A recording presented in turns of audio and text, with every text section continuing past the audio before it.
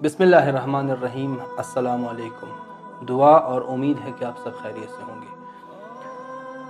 آج ایک بہت اہم ٹاپک کو ڈسکس کرنا چاہتا ہوں جو نہ صرف ہمارے معاشرے کا مسئلہ ہے بلکہ پوری دنیا کا یہ مسئلہ بنتا جا رہا ہے، اور وہ مسئلہ ہے خودکشی کا، کہ آج کل لوگوں کا رجحان خودکشی کی طرف بڑھ رہا ہے، لوگ خودکشی کی طرف جا رہے ہیں۔ بیسیکلی ایک انسان خودکشی کیوں کرتا ہے؟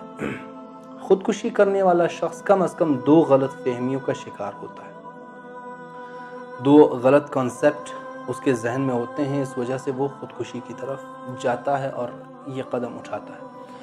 اس کی پہلی غلط فہمی یہ ہے کہ جو ہی وہ خودکشی کرے گا اس کے تمام مسائل حل ہو جائیں گے۔ وہ یہ سمجھتا ہے کہ میں جب اپنی جان لے لوں گا تو میری زندگی کے جو مسائل ہیں، یعنی مجھ پر جو مشکلات ہیں، مجھ پر جو سختیاں ہیں، وہ ختم ہو جائیں گی۔ درحال کہ قرآن اور معصومین یہ فرماتے ہیں کہ خودکشی کرنے والا شخص جب اپنی جان لیتا ہے تو اس کی عذاب کی ابتدا وہیں سے ہوتی ہے، وہ سخت عذاب میں مبتلا ہوتا ہے، سخت عذاب میں گرفتار ہو جاتا ہے خودکشی کرنے والا شخص۔ اور جب ہم کمپیئر کرنا چاہیں جو دنیا کی مشکلات ہیں اور جو مشکلات انسان کو برزخ میں اور آخرت میں جو عذاب ملتا ہے، اگر ان دونوں کو کمپیئر کرنا چاہیں تو یہ دونوں قابل کمپیریزن نہیں ہیں، ان دونوں کو ہم کمپیئر نہیں کر سکتے۔ آخرت کا جو عذاب ہے، آخرت کی جو سختی ہے، وہ لاکھوں اور کروڑوں گنا دنیا کی سختی سے بڑھ کر ہے، بلکہ اس سے بھی زیادہ۔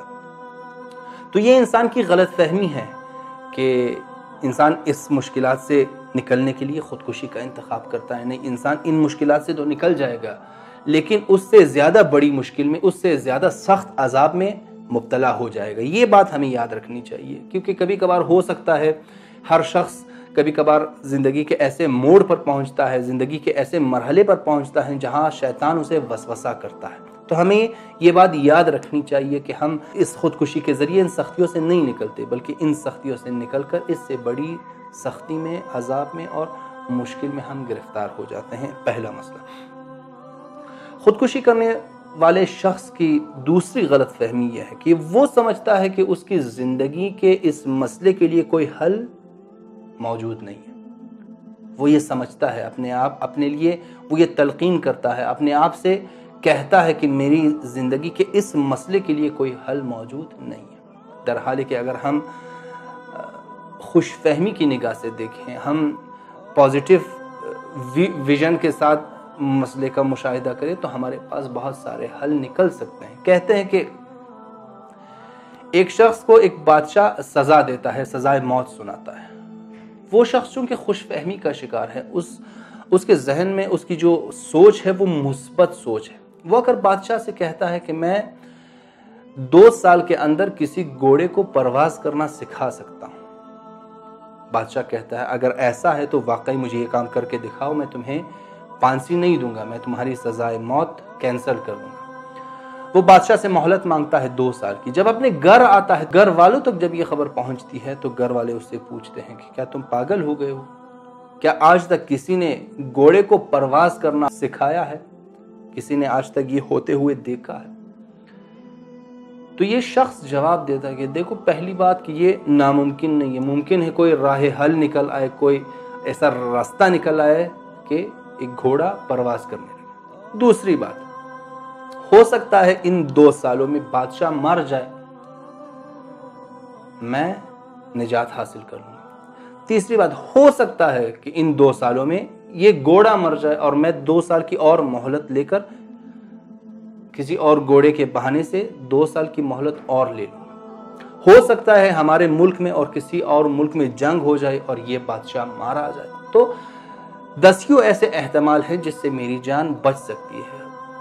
اگر ان میں سے کوئی بھی احتمال واقع نہیں ہوا تو زیادہ سے زیادہ کیا ہوگا؟ زیادہ سے زیادہ یہ ہوگا کہ میں 2 سال زندہ رہوں گا، میں 2 سال زندہ رہ سکتا ہوں اور 2 سال بعد مارا جاؤں گا۔